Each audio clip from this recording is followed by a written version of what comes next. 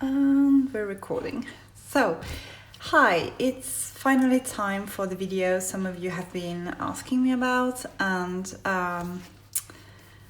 yeah, it's going to be a short one probably because I am mostly a one planner girl, so my lineup is usually pretty compact, especially next year since I'm bullet journaling nowadays.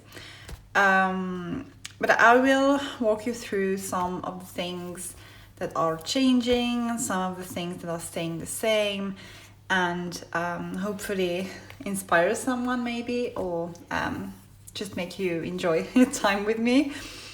So here's my lineup. We can actually start with this one here on top. So this is the Naughty Gold, so to speak.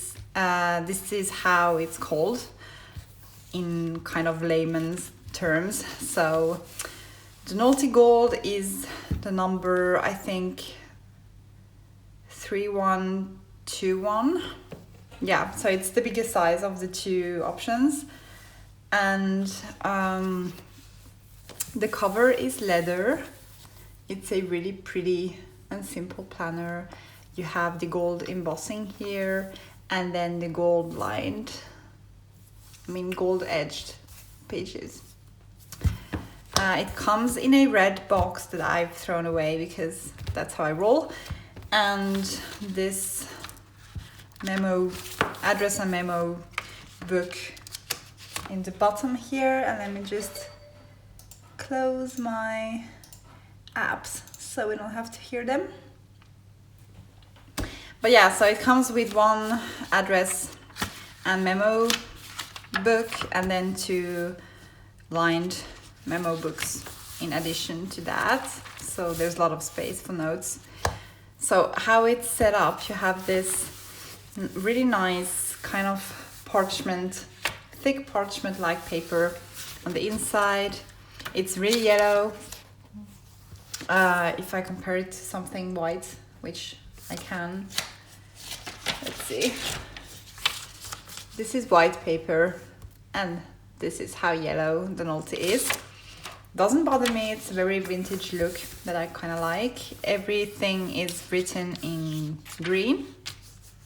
You have the yearly overview, then this type of overview, Calendex I think it's called. And then this is your monthly. So it looks like a habit tracker. You can use it as I plan to do it, meaning I wrote birthdays. I would just put a dot on each birthday day. Same for my therapy days and so forth. And then you have the weeklies, which resemble a lot the Hobonichi weeks. There's just you can time block. So from 8 to 12, there's this type of timed line that you can use, which I think is pretty interesting. And then you have an empty note page that I was thinking of using for mostly grocery shopping. So it's really compact. At the end, you do have some grid paper, lined paper. This is perforated, so you can rip them out. And some Japanese information that I don't understand. Some railway maps, I think. They look really nice though. 2020 and 2022 is also in the back. You have two bookmarks, and yeah, it's really lightweight. It's a nice compact size. It's beautiful, very chic. But I don't know, when I bought this, I was thinking of using this as an everyday carry and just like throw this in my bag and have my appointments with me and some maybe important health information about my kids with me and stuff like that. But since I've bought this, I've had a couple of other options or ideas, so we'll see if I end up using this. But it is really pretty, and the paper is really smooth. kind of thin. It's not as thin as Tomoe River paper. And like I said, it's really smooth. I did some pen testing here in the back, and it was really hard to find a pen that won't smear. So I think the best options were the Uniball Signo 0.38 and the Sarasa Mark On 0.5. Felt tip pens were pretty good. So was the Sarasa Dry in 0.5. And then of course the ballpoint pens. So Uni Jetstream, meaning the Hobonichi pen. This one.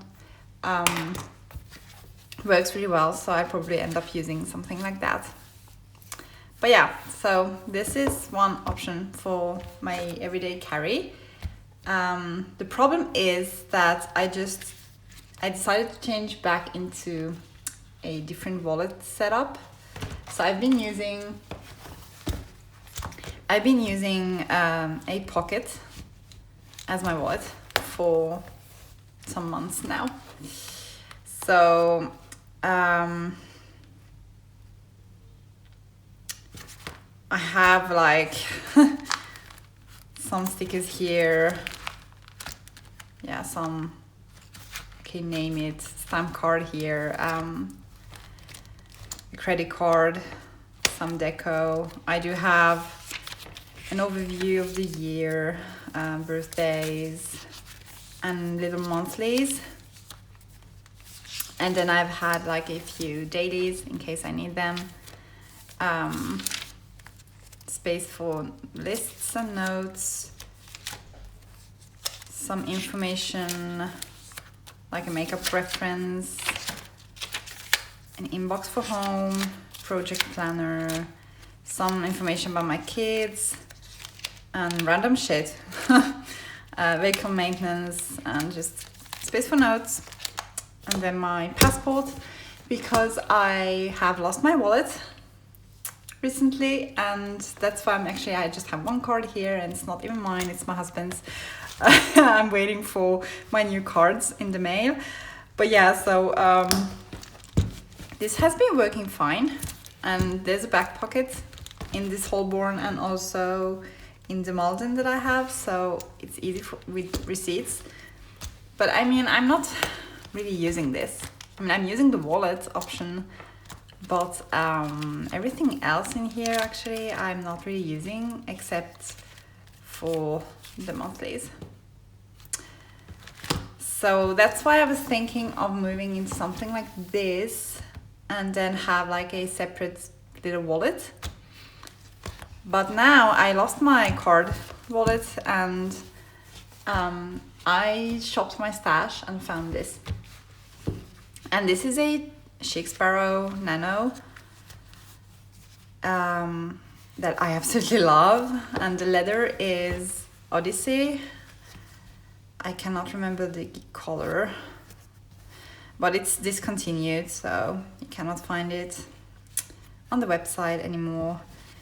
But I really love this yellow. It makes me really happy. And I love the feel of it. It's all scratched up already because I have been using this as a wallet before.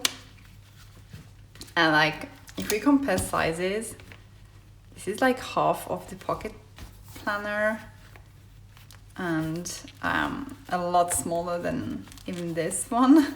Of course, it's chunkier, but still, it's really lightweight. I don't have any cards in here yet, except this one, but yeah, I will be setting this up and see if it works.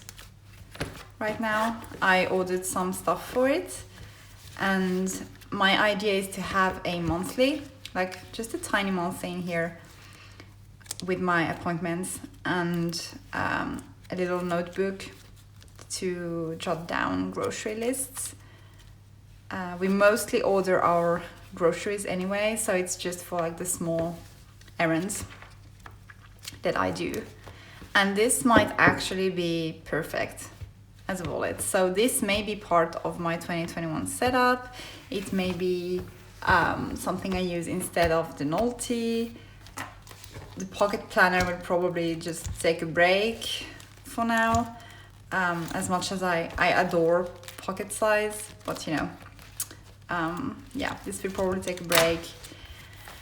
And I will be showing you how this looks when I get all my cards and notebooks and everything else to set this up. So that's all the talk about my everyday carry. Then I have been using a Hobonichi Weeks this year. First as a planner, if you remember those times before COVID, when this was my main planner and I really loved it. I really liked it, but then I'm really into bullet journaling nowadays, and this is like, you can half bullet journal in this and then use the note pages for dailies and stuff, but it's not enough for me anymore. So I did change this. I had a little break when I didn't use it for like a month. And then if you follow me on Instagram, you may know that my little girl is very allergic. She has a lot of gut problems and silent reflux and stuff. So I started tracking all her foods and all her symptoms back in May. And I've been doing that in the Hobonichi Weeks every week since then. It has changed while time flew by. So for a long time I was tracking absolutely everything. Then I dropped the washi tapes because, you know, tired. Then I wouldn't even bother drawing stuff anymore.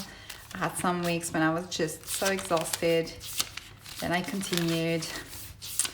And now it's really freaking simple. This is this week. So I'm still tracking her symptoms here. And I have it divided by morning, day, evening / night. And then here I'm just writing, instead of writing everything she eats, because it's mostly always the same thing, I am writing her symptoms. Like symptom notes. If I have to write a bit more, I will write here. Or we were eating some iron supplements for a while, so I always put that down. If I eat anything special, I will write it down. And like all kinds of different notes for the whole day or just in general. And this is working really well for me. So I will be continuing this. And this is why I bought a new Hobonichi Weeks for 2021. It's all flat and slim. It's so nice to compare the two. It's really beautiful. It will sit on my kitchen counter probably, and I will be continuing exactly the same setup. So all the symptoms here and notes on the right side. That's what we'll be doing. And the monthlies, I've actually used the monthlies in here too. Let's see. Sometimes I've just pre-planned what to taste and when with her. And I've been writing down her medical appointments and stuff. So it's not really a planner per se. It's mostly a diary, a tool to survive this horrible allergic life. So yeah, I'm pretty happy about the cover, and it's part of my setup, kind of. Then we'll be going to the main thing. So this has been my bullet journal since July. There is no way I'm going back to a regular planner. It's crazy to say out loud. I'm actually thinking of selling most of my planners now, my ring planners, because I love bullet journaling. I adore it. It's, I don't know, it's just made for me. It's so creative and quick, easy, flexible. I don't know, it's just it works really well with my brain. So bullet journaling will be a thing in 2021. This is the B6 strategy, if you didn't know. And I am on page 191. And I have, I think, 327 pages total. So I have this left, about this much, for the rest of the year, and I think it will probably be enough to carry me through Christmas times and stuff. So I will be transferring to another one for 2021, and what I ended up choosing to use is an A6. I love the B6 size. It's absolutely one of my favorite sizes ever, and I know I will be back to it. It's a really convenient size, but I wanted to try something else and something smaller, and I don't know, kind of try to change my pen style a bit too and have fun. So I decided to buy an A6 strategy. So I'm in love with the strategy paper and everything about it, really. So I just changed the size. I have it in this Hobonichi cover, Ochitsuke, I think it was called. And I have a lot of other covers, like a lot of other options available to me right now at home. I have some traveler's notebooks, and I have two other Hobonichi covers for the A6, and I think that's it so far, but it's a lot. It's like 5 cover options or something. So I will have fun changing covers too.